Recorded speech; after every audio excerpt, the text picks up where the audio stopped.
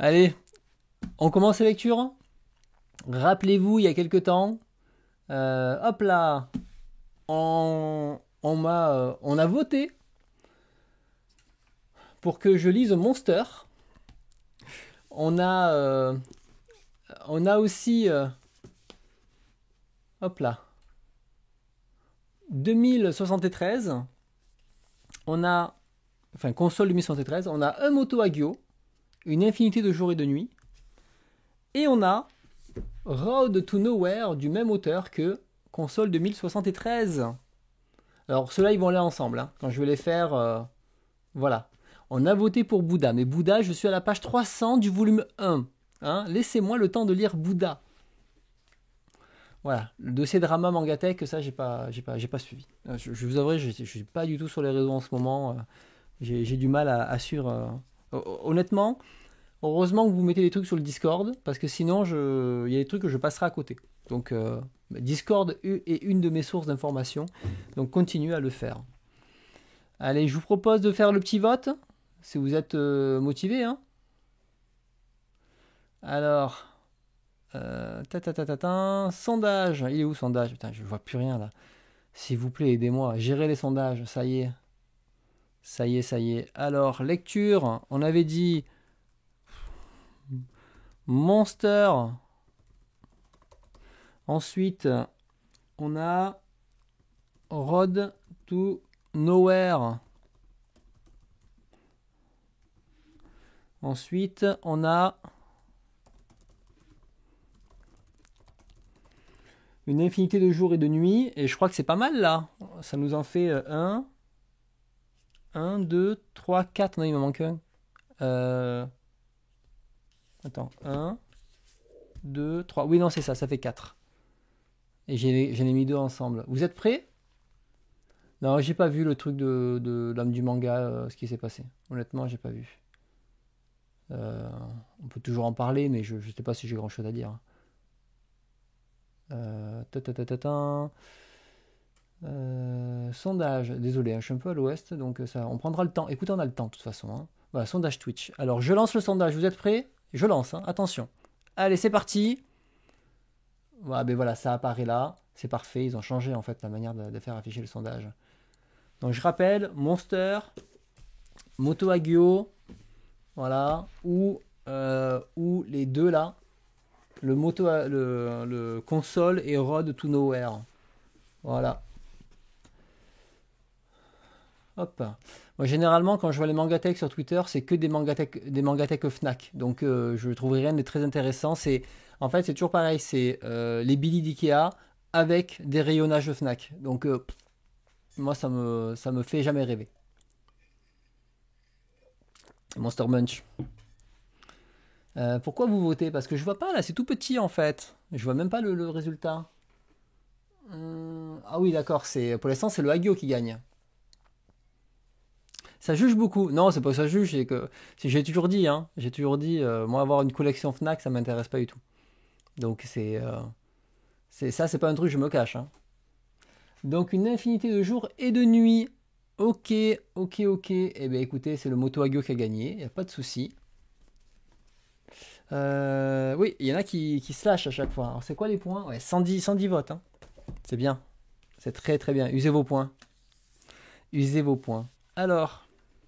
Qui l'a lu ce Moto Hagio? Je l'ai acheté en avant-première comment ça s'appelle, à Angoulême, parce que j'avais trop envie de le lire. Donc ça c'est bon. Une infinité de jours et de nuits. Allez, c'est là. Je vais peut-être grossir un peu mon texte parce que je suis un peu biglot aujourd'hui.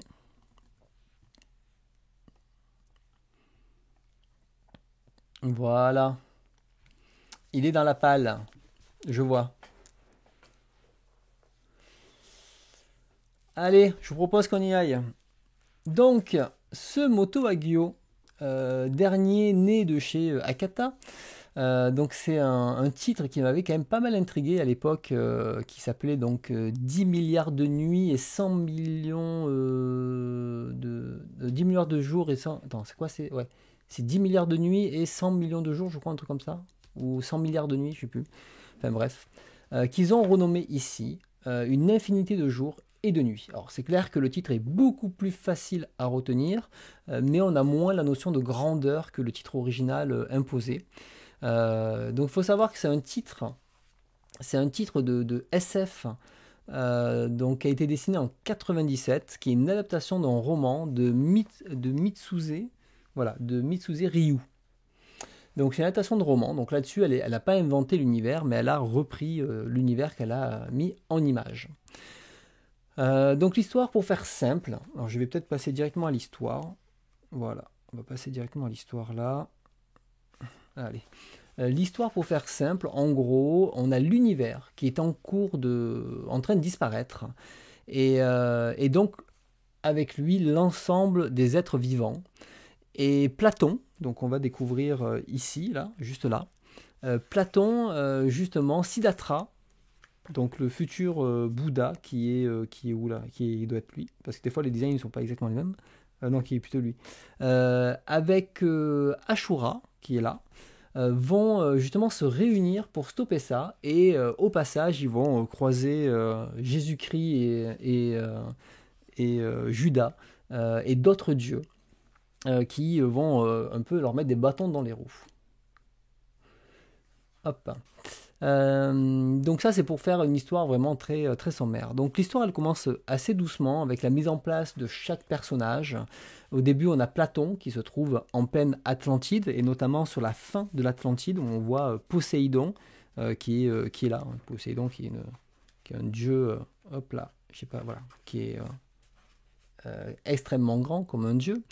Donc on a Platon, donc la fin de l'Atlantide.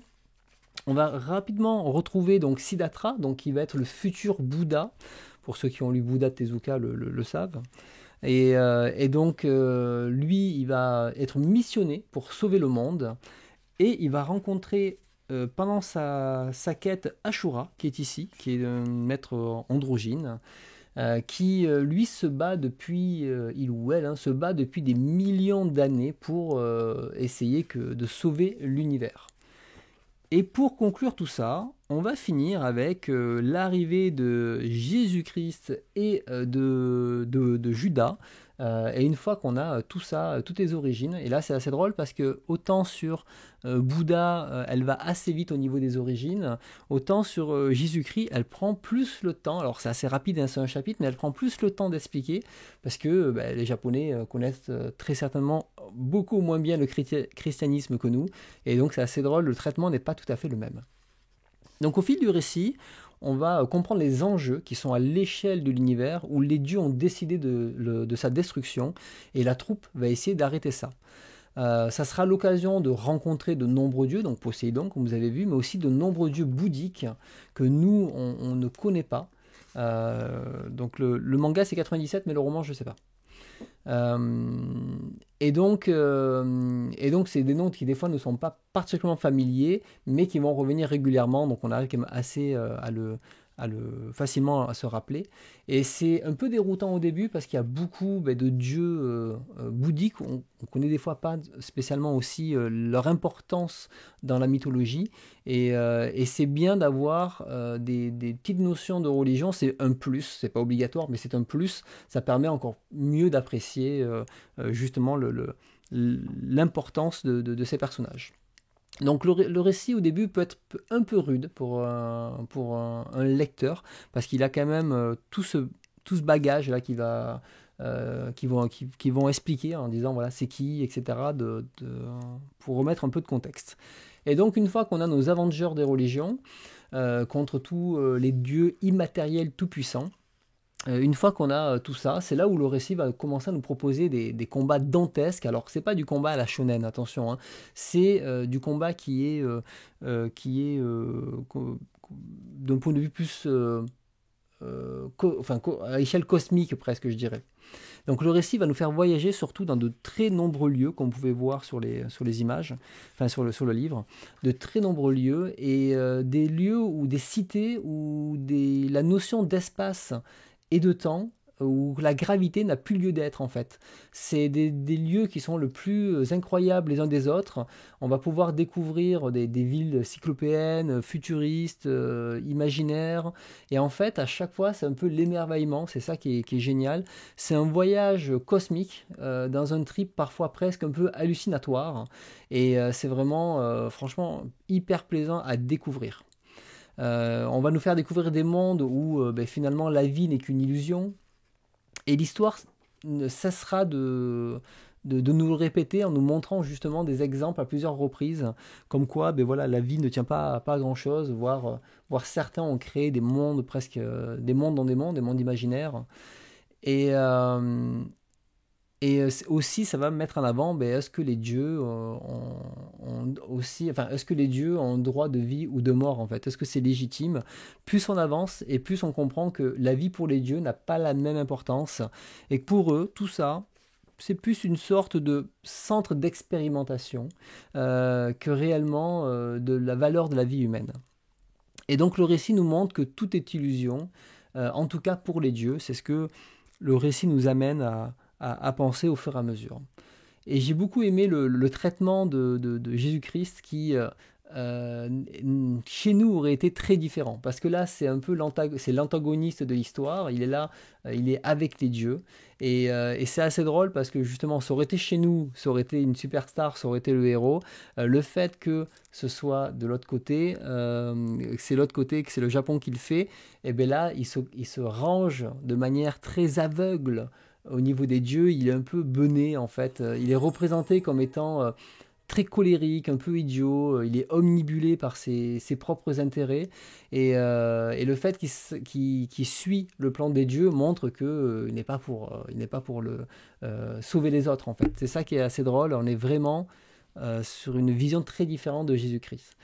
Et ça fait presque un combat idéologique entre les dieux de chez nous et les dieux asiatiques, c'est-à-dire un peu les dieux monothéistes versus les dieux polythéistes. Et ça, j'ai beaucoup aimé cette dualité. C'est pas le cœur du récit, mais on ressent cette dualité, ce traitement différent dans le titre.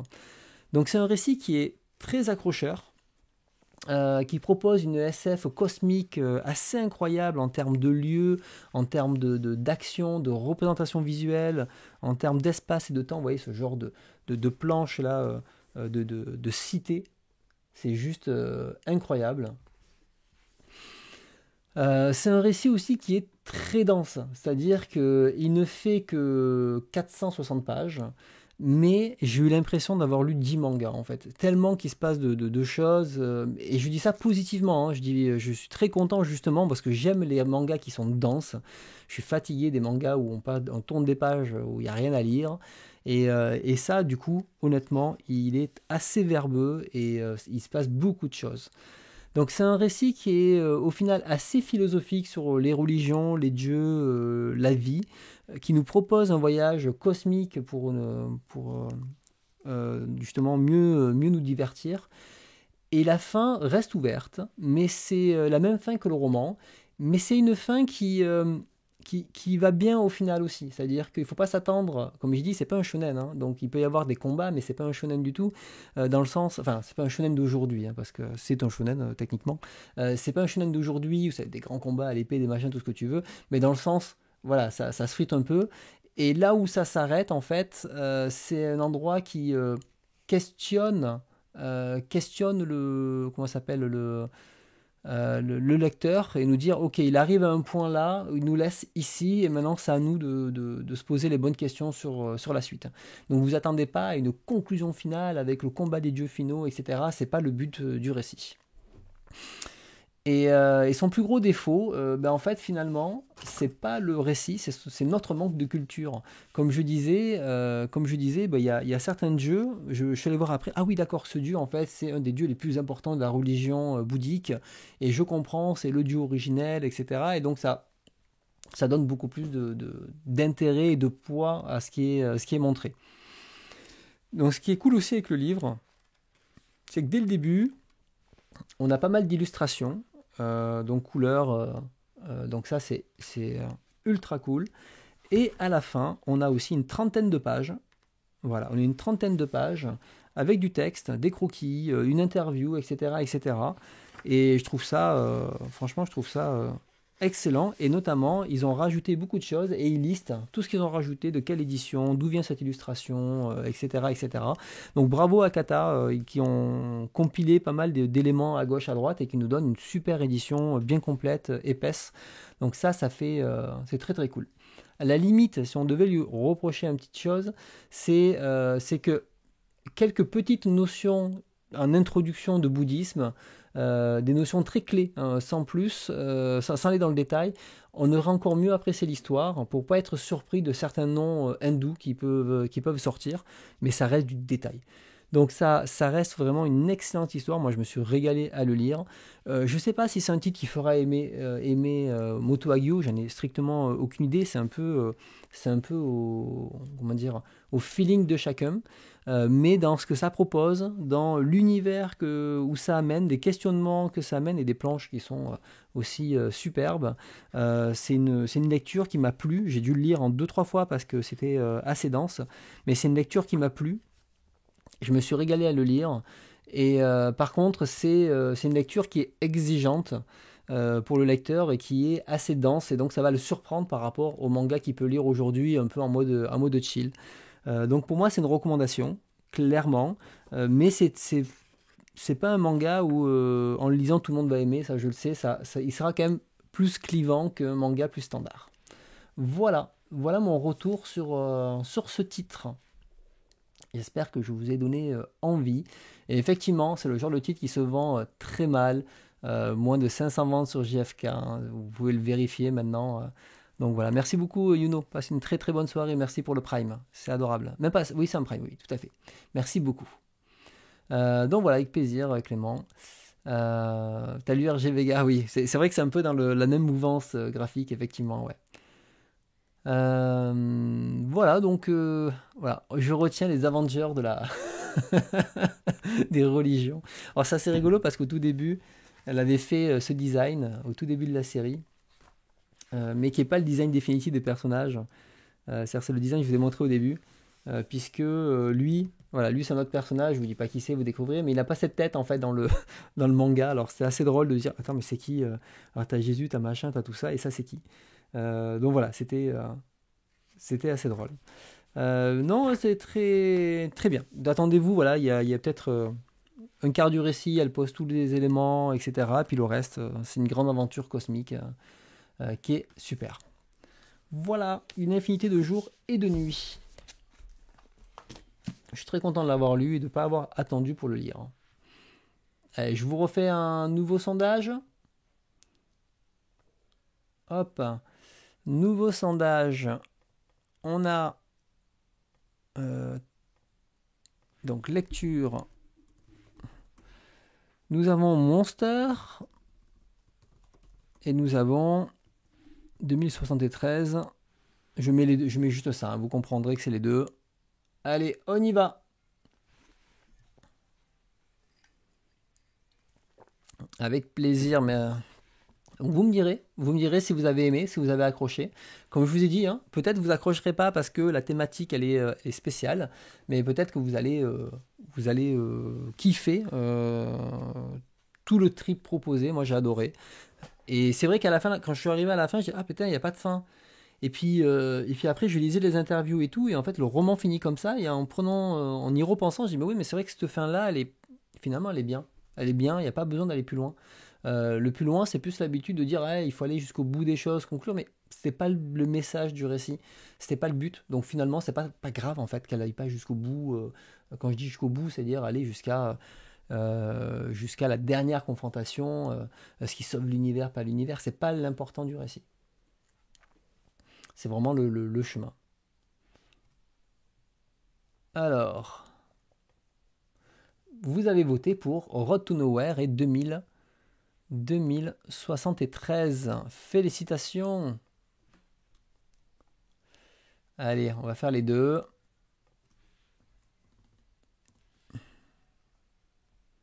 Voilà. Allez, on va commencer par Road to Nowhere. En 2 volumes.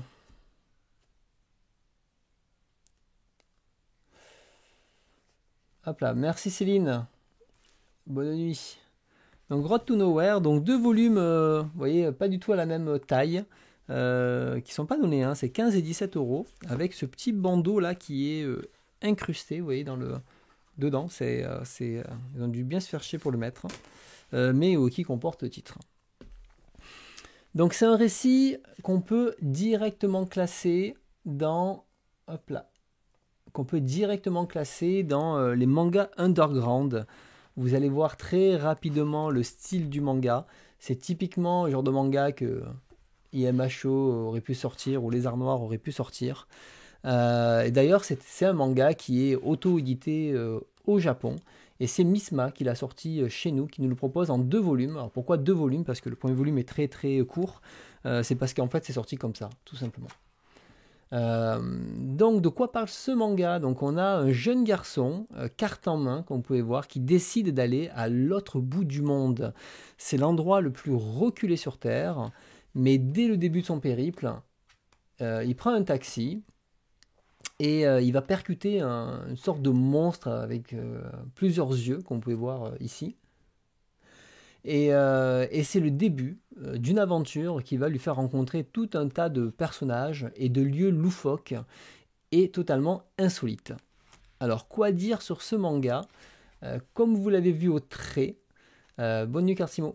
Comme vous l'avez vu au trait, il est quand même très atypique. On est dans, comme je dis, ce côté underground. C'est du crayonné assez chargé, avec des perspectives parfois irrégulières, et qui rend totalement dans cette mouvance de manga underground, c'est-à-dire proposer plus des expériences narratives et visuelles, et surtout qui sort des conventions habituelles. Donc si vous voulez du manga que les gens, si vous voulez vous démarquer avec votre manga tech, typiquement ce genre de manga est très bien.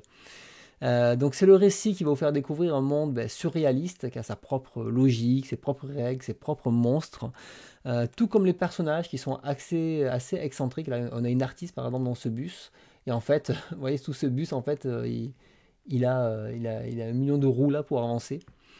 Et donc voilà, on a tous ces personnages, on a genre un professeur qui est capable de téléporter aussi notre héros dans des mondes qui ressemblent à son monde à lui.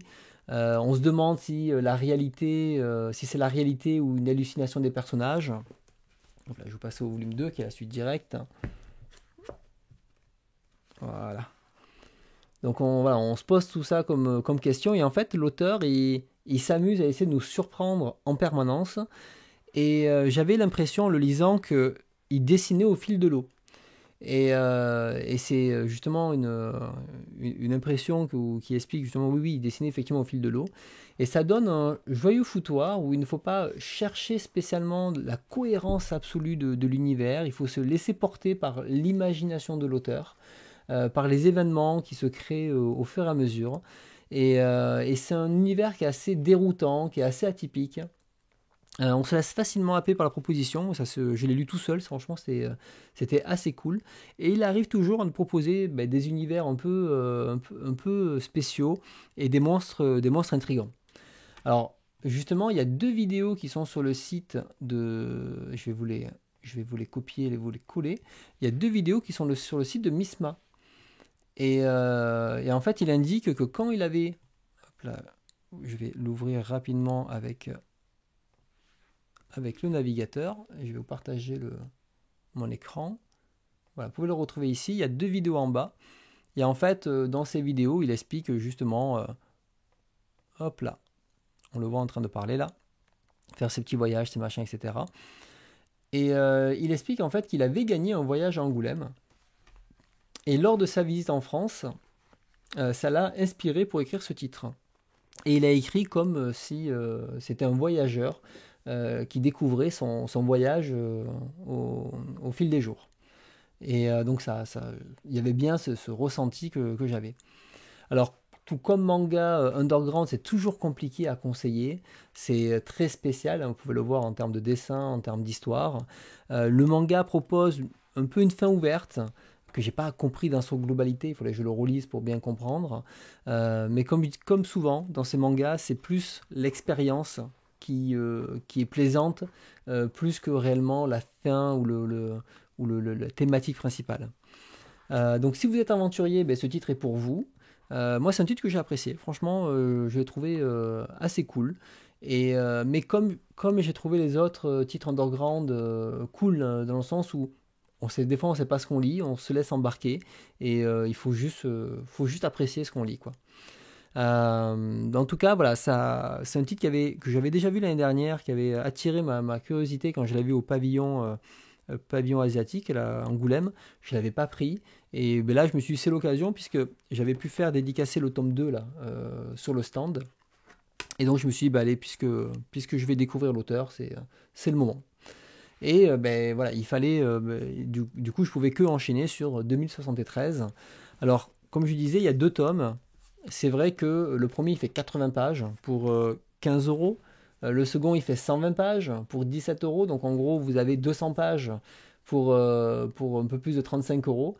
C'est vrai que c'est pas donné. Alors les pages sont très épaisses, belle qualité, elles sont grises de base. Enfin il y a un truc qui est assez sympa. Mais comme il y a eu 2 ans entre les deux sorties, c'est vrai que le sortir en 2 volumes malgré tout, je comprends que Misma l'ait fait. Ils expliquent d'ailleurs, il y a une petite interview des responsables de Misma. Mais c'est vrai qu'une petite intégrale à plus 20 balles aurait été quand même mieux. Donc voilà, donc là vous avez mon retour sur Road to Nowhere. J'ai pas plus à dire puisque ça reste un voyageur qui balade, donc qui découvre l'univers. Et là le plaisir c'est de découvrir l'univers. Et vous avez pu voir au moment où j'ai feuilleté le type d'univers qu'il vous propose. Hop.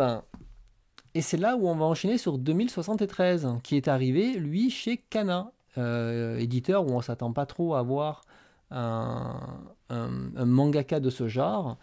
Mais il faut savoir que on a déjà quelque chose de un peu plus conventionnel en termes de dessin. Attention, toujours très atypique, mais déjà plus accessible pour le grand public, je dirais. Donc là, donc Kana, éditeur, on va dire un petit peu plus conventionnel, il lance dans sa collection Madin.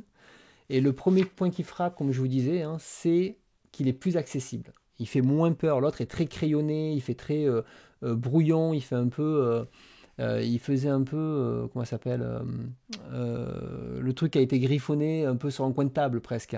Là déjà, on a quelque chose qui est beaucoup plus professionnel en termes de finition. Alors, de quoi parle ce manga? Alors, il reste quand même très loin des standards, clairement. Mais quand on lit les deux, on fait ok, lui, tout le monde peut le lire. L'autre, c'est déjà peut-être un petit peu plus compliqué. Il faut avoir peut-être un peu plus de bagages dans ce genre de bouquin. Donc, on est en 2073.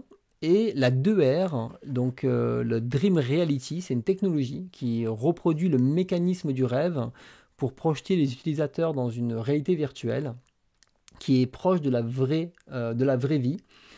Cette technologie, elle a été interdite parce qu'elle a eu des effets néfastes sur le cerveau. Et quelques années plus tard, donc J, qui est un passionné de jeux vidéo, qui est d'ailleurs amoureux d'une fille virtuelle dans son jeu vidéo, va mettre la main, donc elle c'est la fille dont il est amoureuse dans son jeu vidéo, va mettre la main sur un ancien modèle justement de 2R, de Dream Reality, et il va l'acheter et bien sûr l'utiliser. Et c'est là où ça va être le début de sa perte de la réalité, et on va suivre son histoire. Donc l'action dans 2073, elle n'est pas simple à expliquer, mais en gros, quand J va se retrouver à débugger des jeux vidéo, où en fait une personne a pris conscience dans ce jeu vidéo, c'est en utilisant son casque qui au fil du temps va perdre la réalité. Comme je disais, il va se mélanger. Et voilà, parce qu'on sait, les jeux vidéo, ça rend débile et violent. Tout le monde le sait. Notre président l'a dit aussi. Donc ce manga alerte là-dessus, on est d'accord?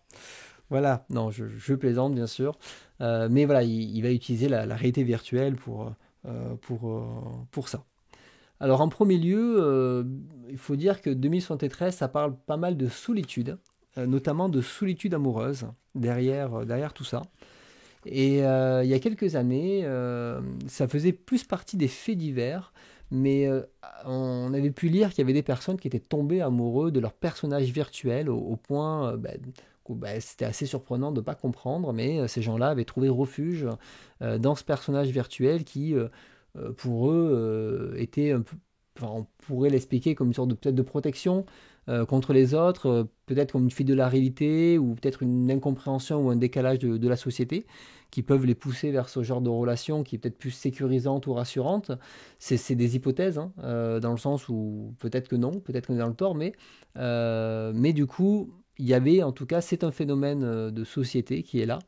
Et ça peut être aussi des personnes qui sont pas d'accord avec les conventions établies et qui se disent comment, enfin, on nous matraque depuis tout petit où il faut se mettre en couple, hétéro bien sûr, qu'il faut avoir des enfants, qu'il faut faire ci, faire mi, et qu'il n'y a qu'un chemin tout tracé. Et ça peut être aussi des personnes qui ont décidé d'être dans autre chose. Donc il n'y a pas d'explication. Mais du coup, en tout cas, c'était des faits divers de l'époque, ça existe toujours. Aujourd'hui, il y a des personnes qui se marient avec un personnage virtuel, notamment au Japon. Hein, il suffit que vous fassiez quelques recherches Google, vous allez vite tomber sur des news 2024 là-dessus. Et moi, ça me faisait penser au film Her, donc avec cette voix en IA tellement réelle qu'en fait, on peut totalement tomber amoureux de cette voix, elle nous parle comme une vraie personne. Et clairement, dans le futur, ça arrivera, et c'est ce qui nous attend, c'est-à-dire que on parle avec sa voix de son téléphone, dans sa maison, etc. Et en fait, la personne, elle est en capacité de nous répondre et on l'humanise et on est capable d'aller de rajouter des sentiments dessus. Et je pense que beaucoup auront des amis comme ça parce qu'ils préféreront cette relation-là, sans conflit, qu'une situation réelle. Et ça, c'est ce qui arrivera. Je ne dis pas que c'est une majorité, mais il y aura une partie de la population qui ira vers là. Et donc là, avec ce prétexte en fait du jeu vidéo, l'auteur il va nous proposer des univers assez virtuels, assez incroyables, où il va chercher des virus ou fixer des bugs, et souvent accompagné de son amoureuse virtuelle. Et ces univers en fait sont un mélange de ce qu'on a pu voir un peu dans Road to Nowhere juste avant, notamment au niveau des monstres. Il y a quelques parallèles à faire. Mais aussi, j'ai retrouvé un peu les vieux jeux vidéo, des vieux films comme Tron ou Le Cobaye, notamment dans la déconstruction de certains univers, voilà, comme cette page-là par exemple, avec les fils de fer, etc. Ça fait très rétro dans la représentation comment dire, de ça, et c'est quelque chose que j'ai beaucoup aimé. Et ça nous propose aussi des planches qui sont aussi absurdes dans la conception que surréaliste que magnifique. Hein. C'est pas négatif hein, ce que je dis. Et c'est vraiment, moi j'ai beaucoup aimé ce qu'il nous proposait comme univers.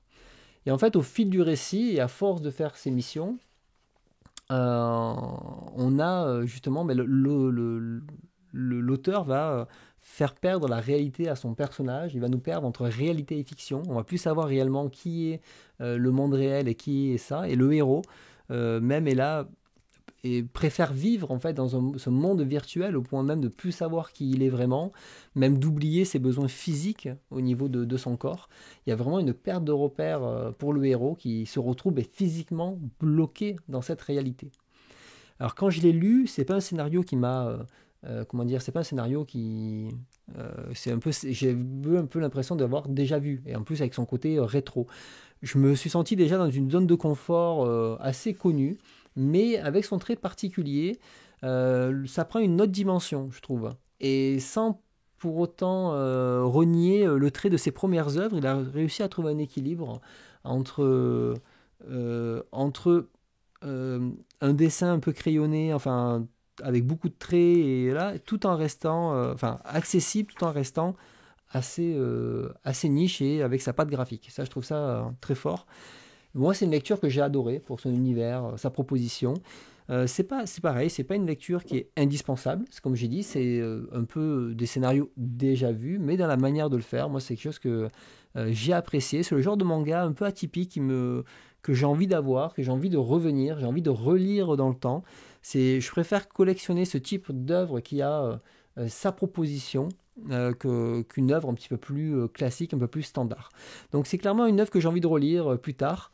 Et en plus, comme je disais, elle est plus structurée que Road to Nowhere. Donc, si vous devez découvrir l'auteur, clairement, c'est par cette œuvre-là que je vous conseille de découvrir l'auteur. Voilà pour mon retour sur console 2073. Entre ses thématiques et son univers un peu barré. Hop là. j'essaie de vous retrouver quand ils rentrent dans des univers. En tout cas, voilà, vous voyez, c'est un univers virtuel, là, que je vous ai montré les planches.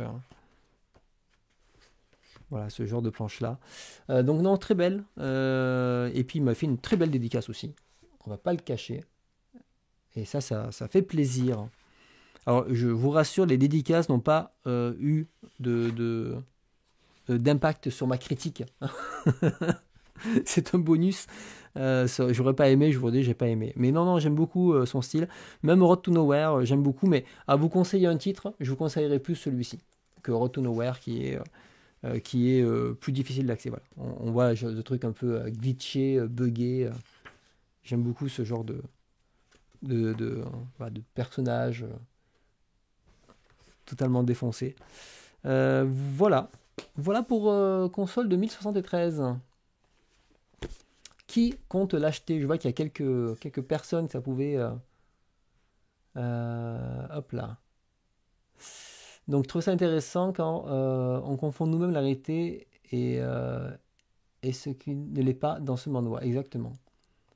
Hop.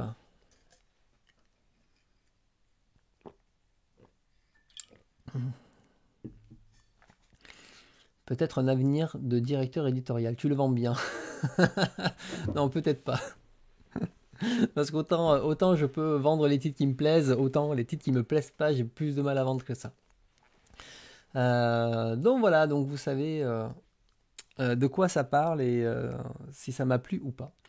Et bien il reste la dernière, Monster sur laquelle vous m'avez fait relire ça. Salut Badass, j'espère que tu vas bien. Plus qu'à le lire, ouais, tu verras, ça se lit assez vite en plus. Donc hop. Du coup, Badass, j'ai prévenu pour la semaine prochaine notre petite soirée des lectures. Et ce soir, j'ai enlevé toutes mes lectures, je n'ai gardé que la BD, histoire d'en avoir une. Mais le manga et le comics, ça sera pour... je le ferai après, comme ça sera la surprise. On pourra le faire ensemble. Allez, on fait Monster? J'espère que vous êtes prêts pour Monster, accrochez-vous. Hein. Accrochez-vous. Elle va être un peu longue, celle de Monster. J'ai des choses à dire. Ah oui, j'ai vraiment des choses à dire, effectivement. Qui a lu Monster depuis... C'est quand la dernière fois que vous avez lu Monster? Dites-moi, c'est quand? Hop, ça, je montrerai après. Donc Monster.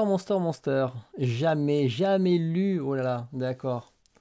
Jamais lu. Alors moi j'ai la première édition. Hein. J'ai la toute première édition. Donc la fameuse lecture des abonnés. Ouais, vous l'avez voulu celle-là, vous l'avez votée, vous l'avez gagnée. Félicitations, vous m'avez fait relire Monster. Et ça faisait vraiment longtemps que je n'avais pas lu Monster. Clairement. Donc j'ai regardé, le dernier volume est sorti en 2005.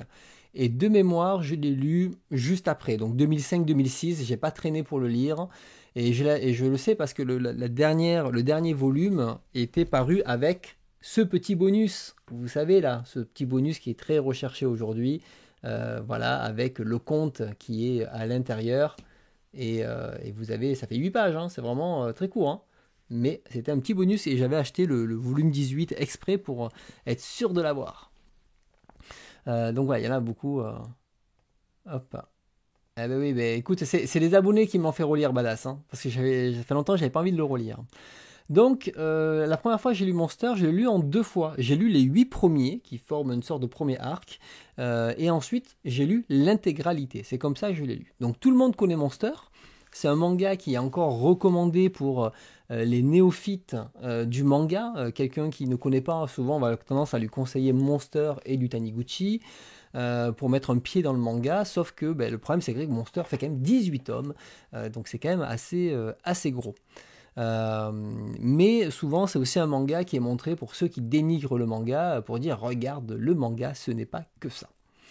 Donc avant de rentrer dans le manga, il faut savoir que Monster, quand c'est sorti en 2001, c'est sorti chez Big Kana et c'était la révolution. Hein. C'était un manga qui était hyper réaliste, beaucoup plus adulte, avec une enquête complexe, ça se passe en Europe, c'était digne des meilleurs polars, en tout cas à notre vision de jeune adulte.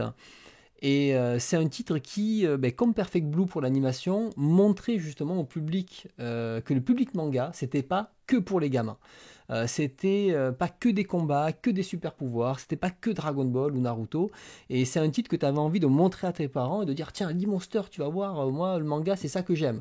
Même si c'était qu'un titre parmi tout le reste, mais au moins ça nous permettait d'avoir le titre clé pour dire regarde les mangas, c'est pas nul. Et donc c'était aussi un titre qui paraissait très dense dans son intrigue, avec de nombreuses interconnexions et personnages. Et la question, c'est 20 ans plus tard, je me suis posé la question en lisant, que vaut la série maintenant? Est-ce que la série a bien vieilli, sachant que Urasawa n'a rien à prouver aujourd'hui, hein. C'est un auteur à succès même sur le marché français. Il a su asseoir une notoriété internationale et aujourd'hui Urasawa, on dit rien, mais enfin, comment dire, c'est un peu des auteurs un peu intouchables hein, aussi. Et il faut savoir que, j'en profite maintenant, j'ai dû le mentionner après, mais il n'a pas écrit tout seul Monster, même s'il est tout seul écrit. C'est son tantôt, je sais plus quoi, et, en tout cas il avait quelqu'un, donc celui avec qui il a fait toutes les autres séries, j'ai perdu son nom, vous me le direz. En fait, il a participé très activement à Monster, donc c'est une co-écriture, et d'ailleurs on retrouve les mêmes ficelles que dans ses autres titres. Monster n'y échappe pas. Alors, voilà, Nagasaki, exactement, merci Badass. Alors de quoi parle Monster? Parce qu'il y en a plein qui ne l'ont pas lu, donc c'est quand même l'occasion de rappeler très rapidement l'histoire. D'ailleurs les couvertures, vous voyez, à chaque fois il y a un petit résumé d'histoire dessus. Donc on est en 1986 en Allemagne, à Düsseldorf. On va zoomer un petit peu, vous verrez mieux. On suit le docteur Tenma, un brillant chirurgien en pleine ascension, donc un japonais, qui est en couple avec la fille du directeur. Tout lui sourit, il est censé continuer à monter les échelons, continuer à peut-être même prendre la direction de l'hôpital là où il travaille, mais un jour, tout va basculer puisque il va décider de sauver un enfant à la place du maire qui arrive en même temps. Et ces enfants ont été même deux, un garçon et une fille. Ils ont été victimes d'un massacre familial. Et lui, pour lui, il n'y a pas de vie plus importante que l'autre. Et il fait le premier arrivé et soigné. Et sauf que le maire décède, ce qui va totalement lui faire perdre tout son statut, perdre sa fiancée, etc. Donc une fiancée très vénale. Hein. Et Johan, l'enfant qu'il a sauvé avec sa sœur, en fait, va disparaître sans laisser de traces. Et il va se passer des années. Et 10 ans plus tard, quelque chose comme ça, d'un coup, il y a les grands personnages de l'hôpital qui vont mourir et Tenma va être accusé d'être le coupable de ça et il va vite comprendre qu'en fait le tueur de ces personnes c'est l'enfant qu'il a sauvé et en fait il comprend qu'il a sauvé un démon et que c'est certainement lui qui est responsable de cette tuerie familiale et le docteur Tenma va décider de partir en cavale seul puisqu'il est recherché par la police pour essayer d'arrêter Johan et de réparer son erreur. Et c'est là que le manga part dans une sorte d'enquête chasse à l'homme pendant 18 volumes. Donc là, vous avez le résumé. J'ai vraiment essayé de résumer au plus simple. Passé ce premier volume qui pose les bases de l'histoire, on va se concentrer sur l'enquête de Tenma. Afin que justement il puisse remonter la trace et comprendre les origines du gamin. Et le titre, du coup, n'arrête pas de proposer des rebondissements. Il met en lumière des secrets, il va mettre en lumière des manipulations. Tenma va être assez rapidement confronté à des flics véreux, des mafieux, des groupes d'extrême droite. Il y aura même un flic d'élite qui le trace de très près, un bulldog en fait. Il ne le lâche pas et pour lui, Tenma a une double personnalité. Il est persuadé que c'est le tueur. Et les meurtres continuent à se multiplier. Donc le manga est prenant, dans le sens où ça s'arrête jamais, les personnages se multiplient, se croisent, on se pose plein de questions. Urasawa, il arrive à nous tenir en haleine, hein, je parle surtout du début, il arrive à nous tenir en haleine, mais quand on voit le nombre de volumes qui restent, parce que là, on est au volume 2-3, on se dit, oula, mais qu'est-ce qu'il va faire pendant encore 15 volumes, quoi. On peut que s'interroger sur la suite. Donc, jouant un jeune gamin super... Hop là, voilà. On le voit ici. Voilà, ça, c'est le jouant. Donc, fin du premier volume. Et donc là, on arrive déjà au volume 2-3, on se dit, voilà, c'était déjà chargé. D'ailleurs, je trouve que l'auteur s'emballe un peu vite, assez rapidement, parce que dès le début, il y a un groupe de néo-nazis qui cherchent à placer Johan en tant que remplaçant de Hitler, tout simplement. On dit, bon, écoute, mec, t'es déjà au volume 3, calme-toi, ça va un peu vite, quoi. Et l'auteur laisse pas le temps de monter en intensité, hormis passer les 2 premiers volumes, là, l'opération, etc. Et il ne laisse pas le temps d'expliquer aussi pourquoi ce Johan est si important, qu'est-ce qu'il a fait, et tout ça. Là, on se pose encore plus de questions, mais comment Johan a acquis cette place, alors qu'il est assez jeune au final, hein, il a moins de 20 ans. Comment il a eu cet argent pour vivre, comment il peut rester caché sans qu'on puisse retrouver sa trace. Ok, il n'y a pas Internet, mais bon, au bout d'un moment, on retrouve les gens, quoi.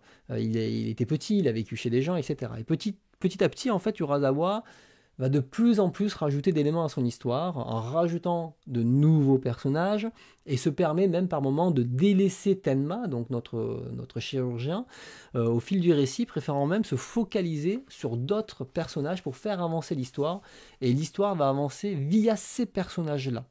Et certains passages, du coup, se retrouvent moins intéressants, mais ils ont quand même l'avantage d'un peu de faire retomber la pression qui est allée un peu trop vite au début. Même à un moment, l'auteur il va même parler d'un milliardaire, il va lâcher pendant 1 ou 2 volumes l'histoire pour venir recoller à l'histoire principale du docteur. À l'époque, j'avais trouvé ça incroyable. Bon, le relisant aujourd'hui, bon, c'est pas si ouf. Et réussir à nous proposer, en fait, au milieu de la série, vers le tome 9-10, un truc comme ça, une scène assez intense, un peu la fin du premier arc. Et clairement, ça aurait pu plus ou moins se terminer là, mais l'auteur a décidé de relancer l'histoire pour 9 volumes de plus, rajoutant toujours plus de personnages, toujours plus de mystères, toujours plus de rebondissements. Et pour ça, il va se dire, si je développais leur origin story, prendre le temps de développer chaque personnage, d'essayer de créer de l'empathie avec eux, et bien sûr des personnages qui sont plus ou moins en lien direct avec les origines de Johan, ou avec l'enquête qui tourne autour de Tenma, qui est en cavale, je rappelle. Et en fait, Urasawa, il abuse un petit peu cette mécanique. Et quand on est au 15e personnage qui arrive et qui décide de consacrer 100 pages dessus, c'est fatigant. Et au bout d'un moment, on est là, fait mec, je m'en fous de ce personnage. Avance, s'il te plaît, avance. Du coup, ma lecture de Monster, elle a été vraiment en dents de scie. C'était, il arrivait à plaire et puis nouveau personnage, pouf. Oh, bon allez. Souvent, j'arrêtais de lire, en fait. Je faisais, allez, je reprendrai demain. Je reprends le lendemain. Alors ça commence à remonter doucement. Nouveau personnage. Ah, ça commence à me saouler au bout d'un moment. J'avais du mal à avancer. Et en fait, le problème, c'est que avec ces personnages, ils racontent plus ou moins la même chose. C'est-à-dire un personnage qui est victime d'injustice parce qu'il a subi la même chose que Johan, un personnage qui refuse que son père... donc ces personnages qui sont victimes d'injustice généralement. Donc un personnage qui refuse que son père était un traître à la nation, mais il refuse de voir la vérité.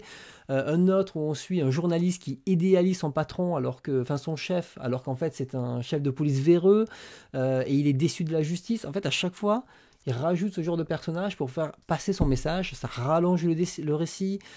Et Urasawa, il délaye son histoire inutilement. Hop là, on va passer un peu. Il délaye son histoire, je trouve, inutilement. Et ça casse le rythme. Et au bout d'un moment, j'arrivais pas à avancer, quoi. Et de plus, moi, je ressens aucune empathie pour ces personnages. Ils ne m'intéressent pas. Je n'ai pas besoin de connaître autant de détails sur eux. Il suffisait qu'un fasse une rédemption et c'est bon, ça me suffit. J'ai pas besoin d'en avoir 10, pas besoin d'avoir ça, quoi. Et surtout, le deuxième problème qu'il va y avoir, c'est l'avancée de l'histoire. C'est-à-dire que tous les personnages arrivent à la même conclusion en même temps. Donc ça, c'est une facilité scénaristique. Donc on ne te montre pas comment les personnages, les autres, arrivent à cette conclusion, mais Tenma qui est tout seul, en cavale, sans rien, il arrive à la même conclusion, aux mêmes indices que les autres qui ont des trucs de police, ils se parlent entre eux, ils s'échangent des infos et compagnie. Et tu fais, oui, mais là, il y a 4 personnages qui ont mis le truc et tout le monde arrive à la même conclusion. Et j'ai dit, comment tu fais? Donc ça marche pas. Au bout d'un moment, tu fais, c'est un peu facile. Et donc, du coup, les personnages, bien sûr, se croisent par facilité, au gré du scénario, selon ce qu'il a envie de faire. Et sans oublier ce fameux flic, l'inspecteur Rudge, qui est donc persuadé que Johan et Tenma est la même personne, ce flic d'élite absolument incroyable, qui, malgré les 45 preuves qu'on lui montre que ce n'est pas le cas, continue jusqu'au bout à croire à son idée parce qu'il est trop intelligent. Et au bout d'un moment, tu fais, écoute, mec, n'importe qui, là, voit bien que c'est pas le cas. S'il te plaît, arrête. Et en fait, on perd en crédibilité parce que Urasawa, il va absolument insister là-dessus et tu fais, non, ça ne marche pas. Donc, voilà, donc ça c'est le truc, et on va parler, on va dire, de cette deuxième partie où l'auteur veut absolument, et si vous avez lu d'autres séries de l'auteur, il veut absolument nous brainfucker le cerveau et commencer à nous embrouiller avec des personnages qui ont 15 noms, avec une histoire de l'Est cryptique, on comprend pas tout, pour créer au final un truc, une sorte de folie furieuse qui va s'emparer, je dis pas plus que ça pour vous laisser la surprise si vous le lisez, qui clairement a pas l'intensité de ce qui se passe dans le premier arc et qui fonctionne pas pour moi. Ça fonctionne pas du tout. Et surtout, plus il donnait d'explications sur les raisons de Johan, de pourquoi il fait tout ça, mais plus je trouvais ça facile et bancal et un truc final pas ouf en fait. Pourquoi tu fais ça pour ça? Et en fait, j'avais l'impression limite de lire la fin de Old Boy pour ceux qui l'ont lu. C'était en mode, mais c'est vraiment ça, t'as raison que tu fais tout ça? Tu fais, mais c'est un peu nul en fait. Je comprends pas. C'est donc et il essaye de nous retourner le cerveau en permanence. Donc ma lecture de Monster, elle a été assez compliquée au final. C'est-à-dire que finalement, j'étais assez déçu de l'ensemble. Alors que j'avais ce souvenir d'œuvres incroyables. Alors attention, je dis pas que tout est mauvais, hein, c'est pas ça. C'est plutôt que ce que j'ai remarqué, c'est que l'auteur il raconte l'histoire selon le prisme qu'il arrange. Et dans mon souvenir, c'était une enquête qui se révélait avec le temps, mais en réalité, c'est un thriller de divertissement avec de l'action, des révélations et du rebondissement.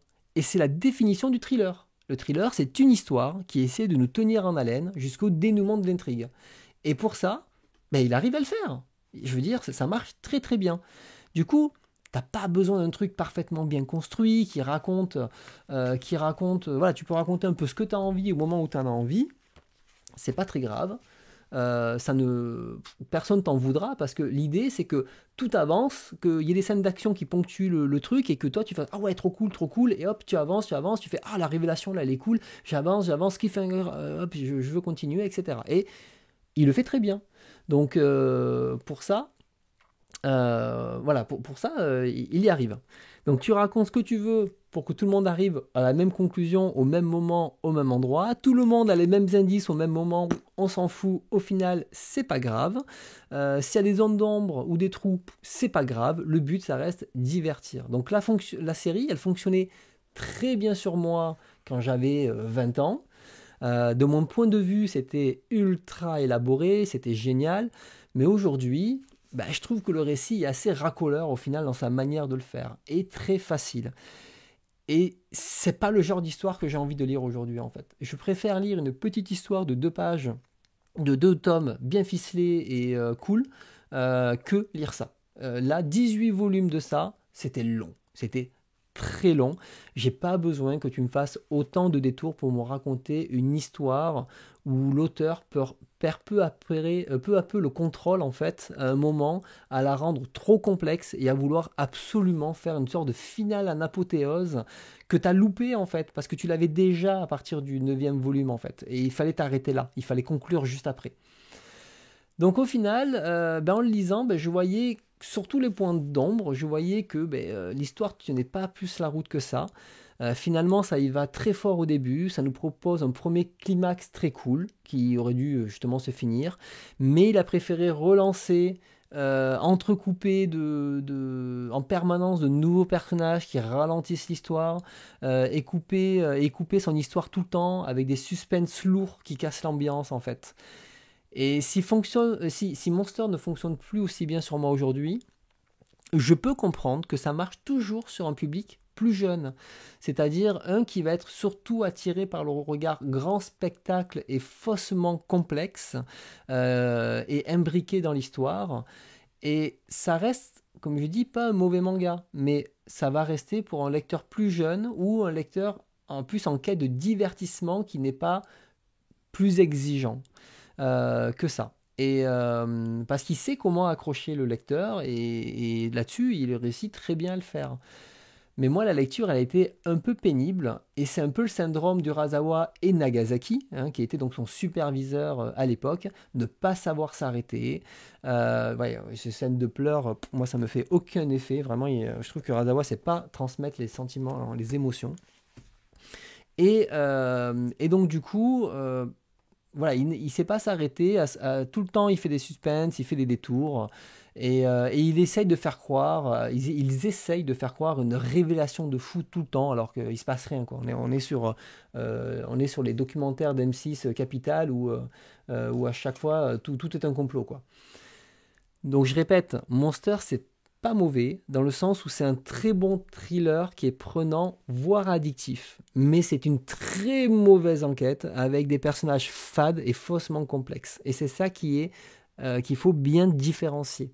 Donc c'est un truc que je pourrais toujours recommander à un public plus jeune en disant franchement, Monster c'est toujours cool à lire et c'est toujours plaisant, mais je ne recommanderais pas à quelqu'un qui lit des thrillers, du policier, des polars, tout ce que tu veux, il va trouver ça surfait et un peu naze. Et côté psychologie des personnages, je trouve qu'il n'est pas fin du tout. Ouais, les personnages ils sont toujours en mode chialage. T'as vu, regarde, hey, t'as vu, c'est triste là, je pleure. Et là tu fais, oui, c'est bon, enfin, ça marche pas comme ça en fait. Il faut faire monter l'émotion. Lui, il n'y arrive pas. Voilà, et sans parler même de Joan qui aurait mérité plus de focus, si tu délaisses le personnage principal de Tenma, dans ce cas-là, développe-moi le héros. Dans l'habitant de l'infini, c'est ce qu'il fait. Il va développer le méchant, je veux dire développer le méchant. Il va développer le méchant et on a de l'empathie pour le méchant et à la fin on se dit mais finalement qui est le plus juste dans la quête, le méchant ou la fille qui accompagne Manji pour faire sa vengeance. Et il crée un vrai dilemme. Là, il n'y a rien du tout, quoi. Voilà, et franchement, techniquement, j'aurais préféré qu'il me raconte une histoire du point de vue de Tenma, clairement, de manière d'avancer avec des ondes d'ombre et qu'il essaye de faire comprendre de manière plus subtile que de balancer tout ça, de changer de personnage à l'envie, selon comment ça l'arrange, de les faire croiser comme ça l'arrange, etc. Et puis bon, ça évite d'expliquer comment les autres trouvent.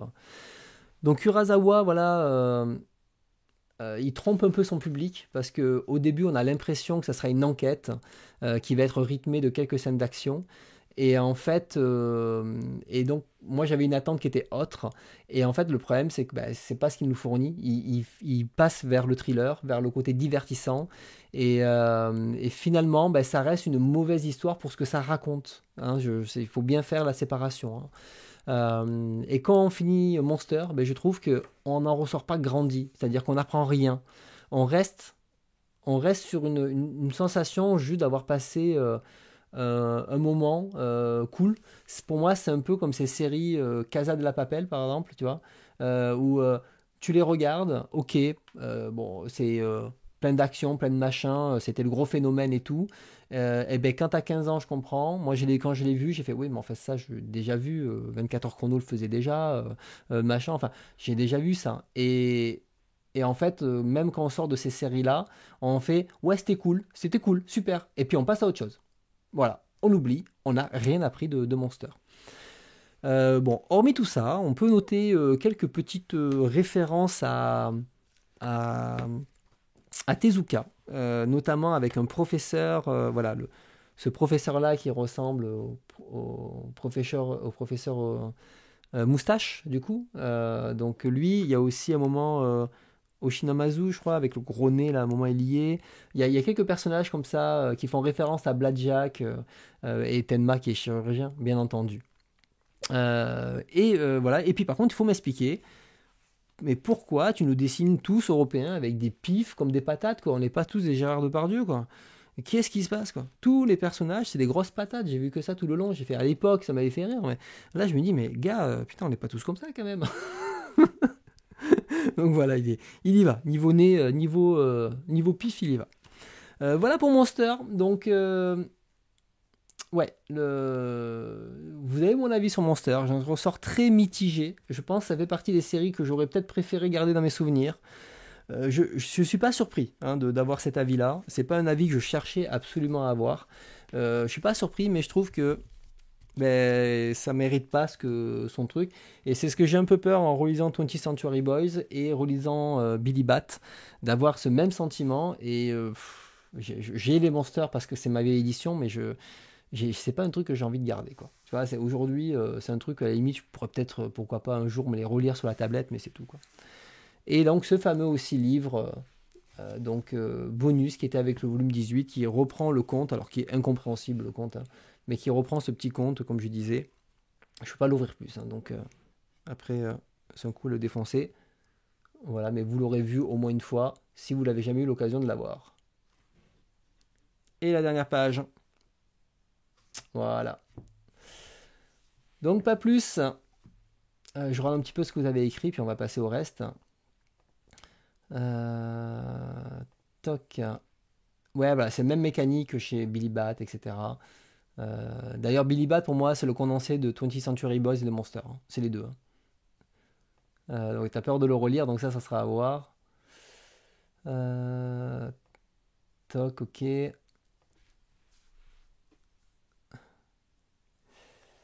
Donc, il n'y a pas beaucoup, ouais, je pense qu'il a pas beaucoup écrit de récits tout seul à partir du moment où il a fait ses thrillers, quoi.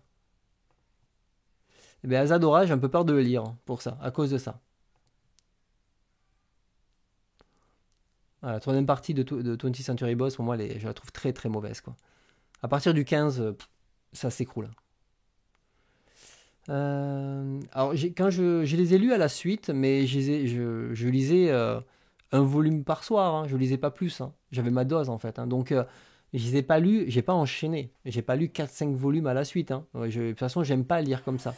Donc, je préfère lire un petit volume tous les soirs et avancer. Donc, j'ai mis du temps à lire Monster, j'ai mis un bon mois pour lire Monster.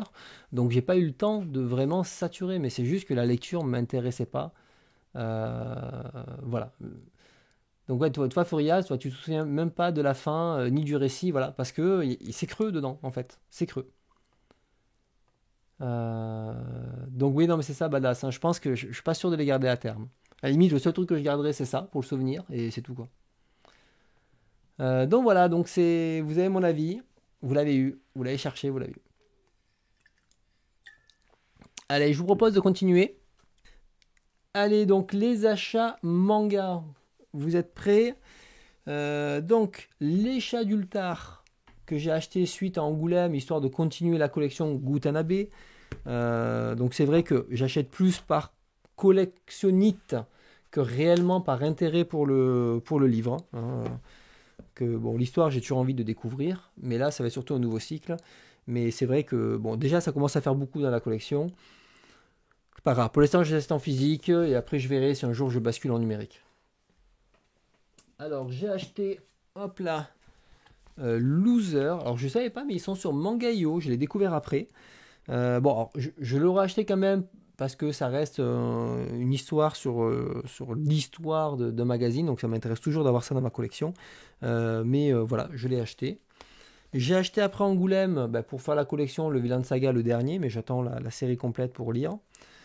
J'ai acheté bien sûr la suite de Tokyo ces jours-ci, mais j'attendrai qu'il y ait les 3 volumes pour le lire, parce que pour l'instant c'est trop, voilà, c'est trop tôt. Je pense que Matsumoto, faut pas les lire au fur et à mesure, il faut il faut les enchaîner tranquillement.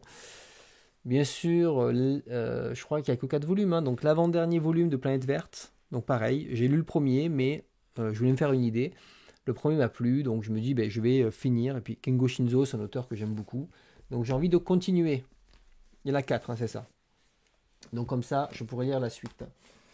J'ai bien sûr acheté le volume 2 du Digenji. Oula, ouais, c'est bon. Du Digenji, mais je n'ai pas eu le temps de lire le premier encore. J'avais lu 100 pages seulement. Mais voilà, mais ça c'est pas grave. Je lirai en temps et en heure le Digenji. Hop, qu'est-ce qu'on a après? J'ai acheté donc Mimosa, Momo et moi, que j'ai déjà lu. Je vous ai pas fait la chronique, qui est tout choupi, adorable et très drôle. Donc ça, je vous conseille, c'est une recommandation. J'essaierai d'en parler la prochaine fois. Au prochain live, j'essaierai de le mettre au programme. Shin Zero, donc ça c'est la couverture alternative que j'ai lue. Donc ça aussi, super Shin Zero. Donc voilà, on en reparle très bientôt. Mais voilà, j'ai fait une longue critique, on en reparlera bientôt sur la chaîne. Et le dernier, hop, viens là toi. Le dernier Blackjack tome 6. Voilà, histoire de continuer la collection, hein, plus que 11. Plus que 11, interminable. Plus que 11, et puis voilà, on aura la collection de Blackjack en entier. Donc là, vous avez à peu près tout ce que j'ai acheté entre le comics et le manga. Alors, je vous rassure, là, je n'ai plus rien à acheter. Hein, dans le sens où j'ai peut-être un Gundam, ok, c'est 30 balles, mais là, j'avais rien acheté. Enfin, j'avais très peu acheté avant Angoulême au cas où. Et maintenant qu'Angoulême est passé, du coup, j'ai acheté toutes les séries qui me manquaient pour mettre à jour. Il n'y a que Alien qui n'était pas prévu, parce que là, je suis en train de lire le 3, et j'aime bien l'avoir en avance.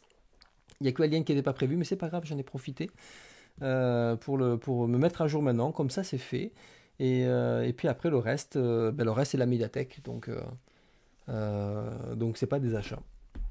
Voilà, je crois qu'on arrive à